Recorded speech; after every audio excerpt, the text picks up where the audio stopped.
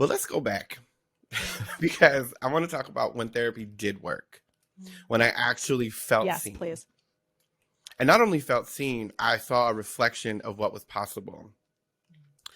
So I was really successful as a drag queen, like very successful. I was working nonstop. And I found that I was not happy because I found that thing that I was looking for my whole life where people just saw me who I was. The reason I became a drag queen in the first place was because I was auditioning for stuff. I was trying to find my way, trying to get the job, trying to book the gig. And there was no cookie cutter thing that they could just plug me into because I've never, I don't really look like other folks. I don't sound like other folks. I don't behave like other folks. I'm just not going to fit the mold. It wasn't for me. I'm not supposed to do that. I get it. I knew that at the time. I love being me. However, it was not beneficial financially.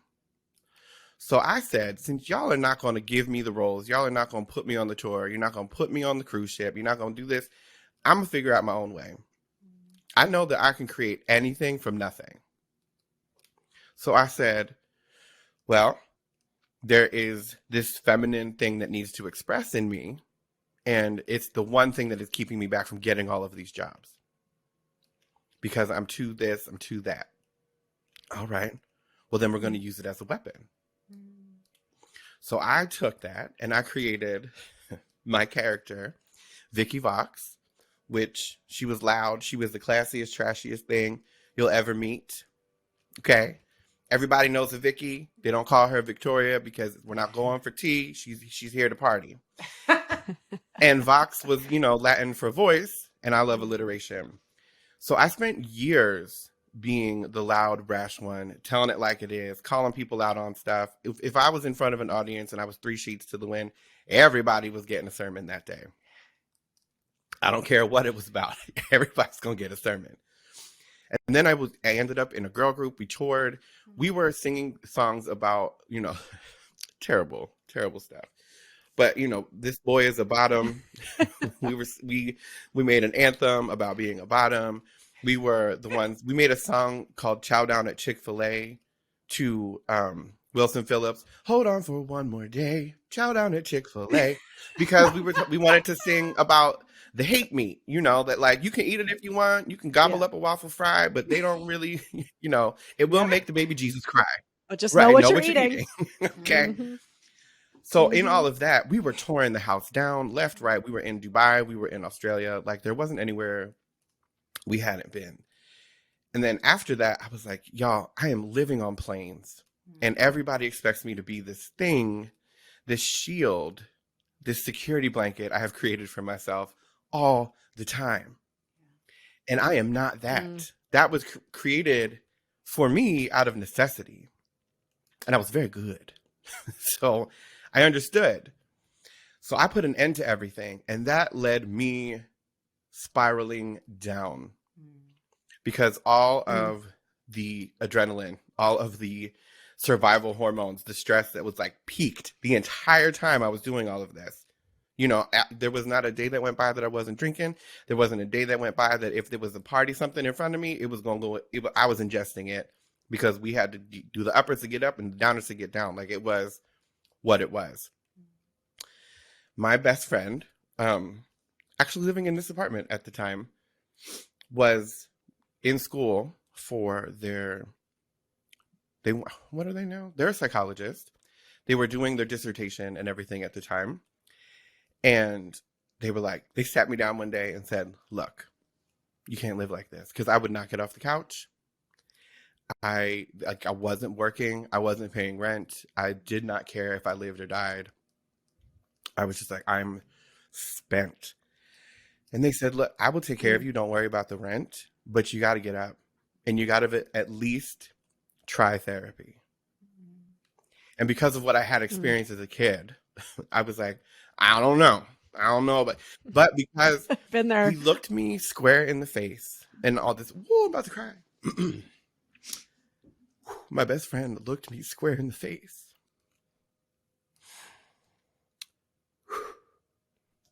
and said these words, "I believe in you." I had never heard that. Not at that level. Like, when you haven't bathed in a week and you didn't care. They saw me and they said, "Look, I believe in you. Get it together. You can do this." Woo. So I went to therapy. It took a while because I went to the LGBTQ center here in LA and they are backed up always. I eventually got in and I was concerned that I wasn't going to get in because it was going to be months. When I did get there, I, by the grace of God, was given a counselor who was in transition themselves. Now, at the time, I believe their name was Aloe. At the time, I had not decided that that was my path. To me, I did not plan on living past 27. That was not in the deck of cards for me. I didn't think it was possible for people like me. I was just like, I give up. In working with Aloe, I saw, and it wasn't even the answers, I just saw the possibility of what could be. I saw that there were questions that I wasn't answering, that I didn't know the answer. I didn't know it was a question that needed to be thought about at all. Like, who am I? What am I doing? Why am I here? Because I thought, again, this goes back from the child stuff, I thought I was supposed to do all the stuff everybody said I was supposed to do. And I did it all my way, and it still wasn't the ticket. Well, that led to a whole other opening up of my life, and I started to get back on track.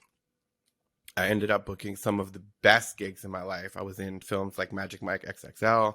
I ended up being a lead in a show on the West End. I was in Little Shop of Horrors. They staged the whole show around me. I was the first like queen to do it. So instead of a puppet for the plant, I actually came out on stage as a full queen. And it was phenomenal. But at the end of it, it kind of felt like some really great sex and everybody else had come to completion and I did not. And I was like, oh. Whoa, straight women. And I said, what? Yeah, hey, it is what it is. I was like, this isn't it. This is not it, y'all. And around that time is when I started, because everything was kind of going great, and I was doing it by myself now. It wasn't with a girl group. It wasn't with everything with me. I was like, nah, this still isn't it, though. And in still asking those questions and returning to, like, I remember what I lived through as a child. And I remember, like, meditating as I was going to sleep and leaving my body. And I remember, like, my dreams being so vivid that they were otherworldly. And I remember all of this stuff. I remember, like, I would have these dreams and I would tell people and they would be like, wow, your imagination is really great. And I'm, no. Like, I know that being's name. We talk all the time. Like, this is not, I'm not making this up.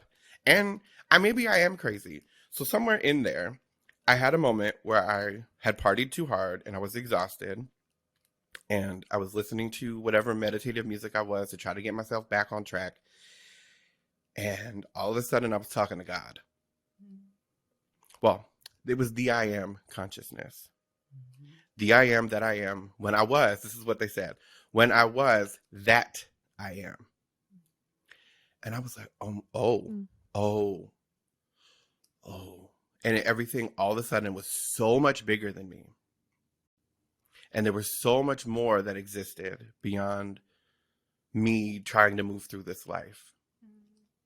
And then I was like, okay, we really got to listen to this. We really got to ask. First of all, me in that area, my question is, what are they telling me to do? Like, are they asking me to self-harm? Are they, like, what are they asking me to do? And the only information that ever came through was loving, healing, and helpful. And I said, okay, I trust this a little bit. But I texted my bestie, who, is now a full doctor. And I was like, look, if you need to 5150 me at any time, because I'm over here talking to God, I understand. And I will not hold it against you because this is nuts. This is absolutely nuts.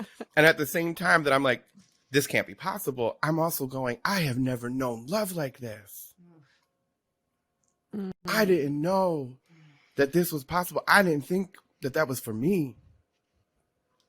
And here it is coming through so strong and engulfing and certain and steady that I was a fool to question it at all.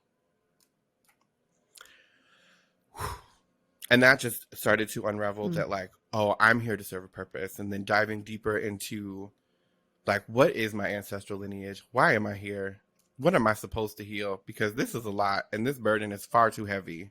I am physically holding this burden, which then I learned that I am not even, I am more than human. My soul is female. This body was chosen by my ancestors to heal the masculine and feminine relationship over the years. And I was like, okay, well, that's a lot. That's, I didn't know I was ready for all of that. And so living in the purpose, I have to walk the path of being the in-betweener in order to navigate the relationship myself and be the one, because balance is not stillness. It's a constant navigation. So in order to find the balance, that is why I'm here. And I have to embody all of this feminine energy using the born male body.